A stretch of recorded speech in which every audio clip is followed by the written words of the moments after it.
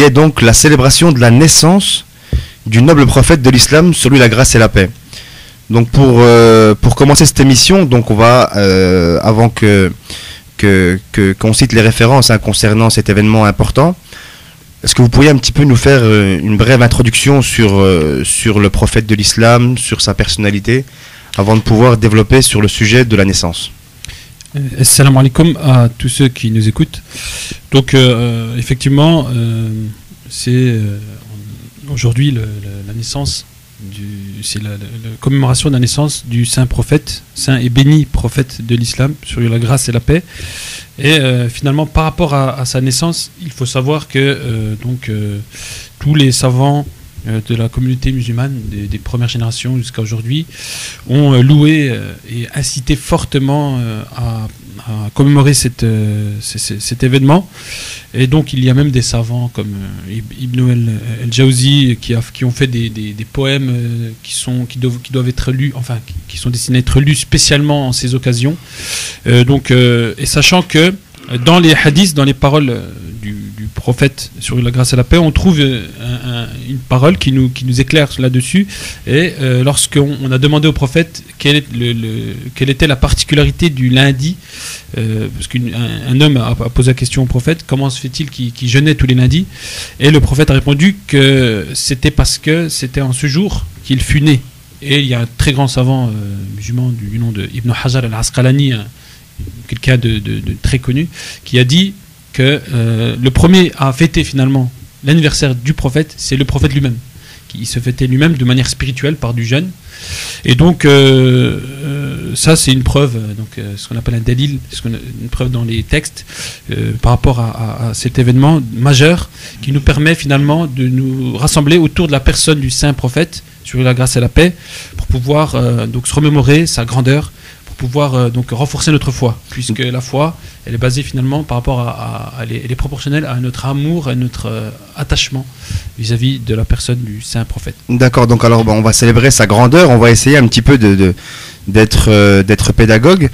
Est-ce que vous pouvez un petit peu nous décrire le contexte de l'époque quand il est arrivé, parce qu'on va parler un petit peu de sa personnalité avant de parler de sa naissance miraculeuse, décrire un petit peu le contexte dans lequel il est arrivé, parce qu'il est arrivé à une époque un petit peu difficile, auprès d'un peuple un petit peu difficile. Effectivement, tout d'abord, assalamu alaikum. Donc ce qu'il faut savoir, c'est que le prophète Mohammed, sur lui la paix, il est né à la Mecque. Il est né à la Mecque le 17 Rabi' al-Awwal. Donc dans le calendrier chrétien, c'est le 29 août 570 après Jésus-Christ. Donc comme tu l'as dit, le prophète de l'islam, il est né parmi le plus rude des peuples nomades de l'époque, qui sont les Arabes de la péninsule arabique. Donc ça c'est une chose qui est très importante. Et lui, il a donc grandi dans une terre déserte. Et pour illustrer ce contexte, donc au temps du prophète, l'imam Ali, sur lui la paix, il nous a fait dans son célèbre ouvrage une brève description du contexte. Donc on peut retrouver cet extrait dans son ouvrage Nahj al-Balagha, la voix d'éloquence. Donc il nous dit, je cite: Dieu envoya Mohammed pour avertir les hommes et leur transmettre la révélation. Vous, les Arabes, vous pratiquiez la pire des religions et habitiez la pire des demeures. Vous demeuriez parmi des pierres rugueuses et des serpents venimeux. Buviez une eau boueuse, mangiez une nourriture médiocre, vous faisiez verser votre sang et rompiez tous vos liens. Vous dressiez des idoles et vous vous laissiez enchaîner par les péchés. Donc le prophète Mohammed, sur lui la paix, lui c'est un descendant direct du prophète Ismaël, sur lui la paix, donc d'Abraham, sur lui la paix. Donc il a une filiation prophétique. Voilà, donc c'est un descendant du prophète Abraham. D'accord, donc donc c'est une filiation directe. Direct. D'accord, donc d'enfant à enfant, plusieurs générations passent. On va passer maintenant peut-être à la vie du prophète de l'islam. Donc tu nous le disais tout à l'heure. Il est né donc aux environs de l'année 570 à la Mecque. Et je crois que c'était une personnalité qui était très respectée à la Mecque. Effectivement, d'ailleurs l'un des surnoms qu'on a donné au saint prophète sur la paix, c'était El Amin, c'est-à-dire le digne de confiance. Même ses ennemis, finalement, venaient lui confier certaines choses, parce qu'il savait que c'est quelqu'un de droit qui ne manque pas à sa parole. Et ce qu'il faut savoir, c'est que donc ses parents et son grand-père vont mourir alors qu'il n'était qu'un enfant, et c'est son oncle, un certain Abu Talib, qui sera le responsable de son éducation. Et Abu Talib était un grand musulman, un homme de cœur, qui aimait beaucoup le prophète sur la grâce et la paix, et qui le protégera jusqu'à son dernier souffle. Donc Abu Talib était un grand homme dans l'histoire. Et à cette époque, il faut savoir que l'Arabie, elle était, comme on l'a expliqué précédemment, plongée dans des ténèbres, sans aucune morale. Et donc le prophète, lui, s'abstenait toujours des actes indésirables, et il ne s'inclina jamais devant une idole. Il a toujours adoré un Dieu unique, donc même avant sa prophétie, etc. D'accord, donc il est né à la Mecque, il était très, très respecté et très apprécié des gens, et ensuite donc on schématise un petit peu, on abrège un petit peu, hein, mais parce qu'il se passe énormément de choses et on ne peut pas faire la biographie du prophète sur lui la paix en une ou deux émissions, mais on essaie de vous donner le principal. Donc ensuite il est, à un moment donné, donc avant qu'il reçoive sa révélation, il fait la rencontre de celle qui va être sa future épouse, Khadija. Effectivement, oui. Le prophète, il s'est marié à l'âge de 25 ans, donc avec une noble et riche dame de la Mecque qui s'appelle Khadija. Donc elle fait partie des 4 meilleures femmes de l'humanité. Voilà. Donc ça, c'est important. Et le prophète, donc, il vivait au milieu des gens, et il était considéré comme l'un d'entre eux. Et une chose qui est importante aussi, c'est que le prophète était illettré. Donc il était illettré, et il avait le souci des gens. Donc il avait beaucoup le souci de sa communauté. Donc il aimait beaucoup. Donc, d'accord, voilà. Donc tu nous disais, excuse-moi de te couper, hein, tu nous disais qu'il était illettré, donc il ne savait pas lire et écrire. Et ensuite, à l'âge de 40 ans, il reçoit la révélation, donc un livre exceptionnel. C'est ce qui montre, c'est un des miracles du Coran, donc un homme qui ne sait pas lire, avec un livre très éloquent. Effectivement, comme tu l'as dit, à l'âge de 40 ans, donc il va recevoir la première révélation, donc l'âge de la maturité. Et comme à son habitude, on sait que le prophète, il faisait donc la méditation, il allait se réfugier dans la grotte de Hira pour adorer Dieu. Donc c'est une grotte qui est quand même en hauteur. Même aujourd'hui, c'est très, très difficile d'y pénétrer, même quelqu'un de très sportif. Et donc là-bas, il s'adonnait à l'adoration de son Seigneur, et il va recevoir finalement la visite de l'ange Jibril, l'ange Gabriel, sur il l'appelle l'ange de la révélation, qui va lui transmettre donc les premiers versets qu'on connaît, qui sont dans la sourate Al-Alaq. Sourate numéro 96. Et donc dès lors, tout seul, il va, avec une détermination inébranlable, il va lutter pour la vérité, pour la justice et la droiture. Et il va lutter pour que les gens retournent à l'adoration d'Allah, l'unique. Et il recevra la révélation du Coran par la suite dans une mission prophétique qui va durer 23 ans. En 23 années, il va recevoir donc, le Coran de manière chronologique. Voilà, d'accord. Donc en fait, selon des circonstances. Voilà. D'accord, parce qu'il y a une période à la Mecque, donc la partie la plus importante, et une partie donc suite à leur départ de la Mecque qu'on appelle l'Hégire.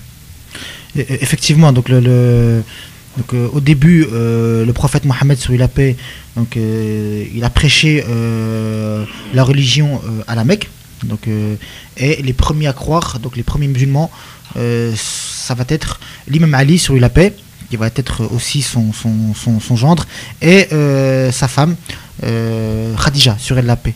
Donc puis il va appeler publiquement les Mécois à l'islam, mais donc on sait très bien que les Mécois, c'était des personnes qui étaient très dures, qui étaient rudes. Donc eux, ils n'ont pas accepté l'appel. Donc ils n'ont pas accepté, et ils se sont mis à le persécuter, et ils vont l'humilier pendant 13 années. Donc pendant 13 années, ils vont l'humilier, lui, sa famille, ainsi que ses partisans. D'accord, voilà. Très bien. Donc voilà pour ce qui était de la première partie de notre émission sur sa vie. On va poursuivre juste après cette Voilà donc pour cette pause coranique. Donc maintenant on va passer à la suite donc de la vie du prophète de l'islam, sur lui la grâce et la paix. Donc après avoir vu un certain nombre de choses concernant sa naissance à la Mecque, de sa renommée, même avant d'être prophète de l'islam, on va parler un petit peu de son appel, parce que l'objectif de la révélation, c'était qu'il la transmette à tous les gens, à toutes les personnes. Donc il va envoyer, il me semble, si je ne me trompe pas, des messagers à lui pour rappeler les grands empereurs à la nouvelle religion. Effectivement, le prophète Mohammed, sur la grâce et la paix, sa particularité, et c'est d'être un prophète pour l'humanité entière, pour toute la création. Contrairement aux autres prophètes qui étaient envoyés pour leur peuple, le prophète, lui, a été envoyé kafatan linnas, comme il dit le Coran, à l'ensemble des gens et d'autres créatures aussi. Donc là, il faut savoir que effectivement, il va lancer un appel, il va envoyer des messagers aux empereurs de l'époque. Donc il va donc écrire des lettres en les appelant à se convertir à l'islam, à soumettre au Dieu unique. Et donc par exemple un empereur de Perse, à César Rome, ou encore Négus d'Abyssinie. Et donc la même année d'ailleurs, le prophète sur la grâce et la paix décide de faire le pèlerinage mineur à la Mecque, mais les Mécois vont lui interdire. Ils vont pas lui permettre d'effectuer ce pèlerinage, et il va y avoir un fameux traité qui va être signé entre les deux parties, le fameux traité de Hudaybiya, traité que les Mécois ne tarderont pas à violer. En réponse, le prophète sur la grâce et la paix va conquérir la Mecque par la suite, donc de manière pacifique, en l'an 9 de l'Hégire, mais donc comme on a dit, sans combat. Il va détruire les idoles qui remplissaient la Kaaba, et le prophète convoqua également les notables de la ville, qui depuis 20 ans avaient été ses pires ennemis, ses pires bourreaux, et contrairement à la pratique des autres puissants, il va leur pardonner tout simplement. Et oui, tout ça va faire que les musulmans vont entrer en masse dans leur religion, vont voir le caractère sublime du prophète, sa grandeur, sa miséricorde. Et d'ailleurs, si je peux te couper, excuse-moi, oui. Je crois que c'est pour ça en fait, au-delà du fait que le prophète de l'islam, sur lui la grâce et la paix, ait une si grande place, il y a même des formules de respect qu'on se doit de citer, que tout musulman se doit de citer à chaque fois qu'il prononce son nom. Exactement. Donc effectivement, donc, dans la tradition islamique, lorsqu'on cite le nom du prophète Mohammed, effectivement on doit effectuer des prières de louange à son effigie. Donc il y a plusieurs manières. On peut dire sallallahu alayhi wa sallam, ou sallallahu alayhi wa ala alihi wa sallam, etc., sur lui et sa famille. Et donc c'est très important parce que ça démontre notre courtoisie et notre respect profond. C'est une convenance, fait partie du adab islamique, effectivement. D'accord, donc malgré le fait que, comme tu nous disais, il avait été persécuté, donc qu'il était retourné à la Mecque et qu'il avait pardonné à ses anciens bourreaux, malgré le fait qu'il avait à ce moment-là de l'histoire une grande position, même s'il l'avait déjà avant, l'histoire nous démontre qu'il avait quand même un caractère humble. C'est-à-dire qu'il a jamais, comme tu nous disais, martyrisé ceux qui avaient été ses bourreaux. Donc il avait vraiment une humilité. Bien sûr, il n'y a pas plus humble que le prophète Mohammed, sur lui la paix. Donc lui, il a participé à la vie sociale dans tous les domaines. Il s'est marié avec Khadija, comme on a dit. Il avait une demeure, c'était un père, et ajouté à cela, il était aussi gouverneur. Donc c'était gouverneur de l'Empire islamique. Donc il était juge aussi. Donc, et devait aussi disputer toutes les batailles. Donc c'était le chef de l'armée. Et on sait très bien qu'il a subi de douloureuses épreuves, mais malgré cela, il a toujours triomphé de ses ennemis. Donc ça, c'est une chose importante. Malgré toutes ses responsabilités, donc, en tant que juge, etc., son cœur il restait en contentement avec Dieu, et intérieurement il était en paix totale. Donc, et avec toute sa grandeur, alors qu'il entre chez lui, ses épouses, ils voyaient en lui une simple personne, un simple mari. D'accord, Voilà. donc ouais, c'est pour montrer son caractère Humble. Je crois qu'on a aussi dans l'histoire des récits qui nous montrent comment est-ce que le prophète de l'islam, sur lui la grâce et la paix, était vu par ses proches. Donc, effectivement, on peut citer des témoignages qui sont très nombreux dans les références islamiques. En l'occurrence, on peut citer sa femme, donc qui, meilleur que sa femme, peut nous parler de son mari. la personne du prophète. Donc, Khadija, sur la paix, nous a dit Dieu, donc elle dit Dieu ne te mettra jamais dans le mal. Donc, elle s'adresse donc à son mari. Dieu ne te fera que du bien, car tu aides tes proches. Tu prêches la droiture, tu dis la vérité, tu aides les pauvres, tu donnes asile aux orphelins, tu rembourses les dettes des autres, tu traites avec courtoisie tout le monde. Et aussi l'imam Ali ibn Abi Talib, l'imam Ali sur la paix, donc qui était très proche, c'était le plus proche du prophète, qui était son frère, il le nommait son frère. Donc il dit la chose suivante: le prophète était d'humeur toujours gaie, il était bienveillant et avait un intérieur limpide. Affable et courtois, il ne se montrait jamais rude envers quelqu'un. Il gardait ordinairement le silence au lieu de lui répondre brutalement ou d'accéder à sa demande inacceptable. Ceux qui connaissaient ses habitudes comprenaient que son silence, veut dire. Donc, il parlait même avec son silence. Il n'aimait faire de la peine à personne. Plutôt, il les rassurait car il était plein de gentillesse et de compassion. Il rassurait. Donc, comme on l'a dit, et il était d'une bienveillance et d'une générosité extrême, aimant la vérité et la bonté. C'était un plaisir d'être en sa compagnie. Donc voilà comment l'imam Ali voyait la personnalité du prophète, sur lui la grâce et la paix. Donc après avoir parlé de sa description un petit peu morale et spirituelle, est-ce qu'on peut, et on conclura par ça, décrire un petit peu faire de lui une description physique pour vraiment s'attacher à sa personnalité? Bien sûr, parce qu'après sa mort, donc on est venu vers l'imam Ali et on lui a demandé des détails sur le physique du prophète Mohammed, sous la paix, et l'imam Ali leur a répondu de la sorte. Il leur a dit que le prophète était de taille moyenne, ni très grand ni très petit. Donc, son teint était d'un blanc rosé, ses yeux étaient noirs, ses cheveux était épais, brillant et beau. Donc sa barbe qui entourait tout son visage était bien fournie, bien taillée, et on raconte qu'elle ne dépassait pas son poing. Donc les cheveux de sa tête étaient longs et lui allaient jusqu'aux épaules. Ils étaient noirs, son cou était blanc, il avait depuis la poitrine jusqu'au nombril une ligne noire de poils si mince qu'on aurait dit qu'elle avait été tracée avec un calem. Il n'y avait point d'autres poils sur la partie inférieure de son corps. Sa tête était ronde, ni petite, ni grande. Il avait les plantes des pieds et des mains bien proportionnées, ni trop fortes, ni trop faibles. Son dos était charnu et robuste. Entre les deux épaules, il avait une excroissance de la grandeur d'un dirham, entouré de poils non clairsemés, mais touffus. Donc l'imam Ali poursuit.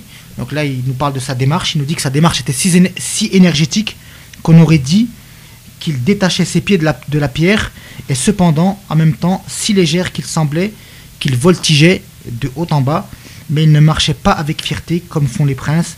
Il y avait dans son visage tant de douceur qu'une fois en sa présence, on ne pouvait pas le quitter. Si l'on avait faim, on était rassasié en le regardant et l'on ne songeait plus à la nourriture. Tout homme affligé oubliait son chagrin quand il était en sa présence, charmé par la douceur de son visage et de sa parole. Quiconque l'avait vu convenait n'avoir jamais trouvé, ni avant ni après lui, un homme ayant la parole aussi charmante. Son nez était droit, ses dents écartées. Tantôt il laissait tomber ses cheveux de sa tête naturellement, tantôt il les portait noués ensemble en 2 ou 4 boucles. D'accord, Voilà. donc on voit que la description, elle est vraiment, vraiment très précise concernant cette noble personne dont on fête le Maouloud, donc la célébration de son anniversaire. Peut-être une dernière chose à ajouter avant de passer à la suite et à l'âge d'or de la civilisation islamique. Donc pour conclure, ce qu'on pourrait dire de manière générale, c'est que le prophète, certes, sur lui la grâce et la paix, est mort physiquement il y a 15 siècles, comme on le sait, mais en réalité, il est toujours vivant, spirituellement, dans le cœur des musulmans. Son message est toujours présent, le Coran est toujours d'actualité, et donc c'est très important. C'est-à-dire qu'on trouve malheureusement des imbécilités, des gens d'une hypocrisie notoire qui montrent finalement un certain mépris vis-à-vis de la personne du saint prophète et qui disent que le prophète est mort, il n'y a plus aucune utilité. Donc ils s'adressent de manière un peu arrogante, et ce qui démontre leur faiblesse et leur hypocrisie. Et donc finalement, il faut savoir que le saint prophète donc, est toujours vivant, donc son esprit est toujours vivant, et on fête sa naissance justement pour se rappeler cette grande personne qui est le noble et saint prophète. Et dire que cette naissance n'a pas lieu d'être fêtée, c'est vraiment être à côté de la plaque, et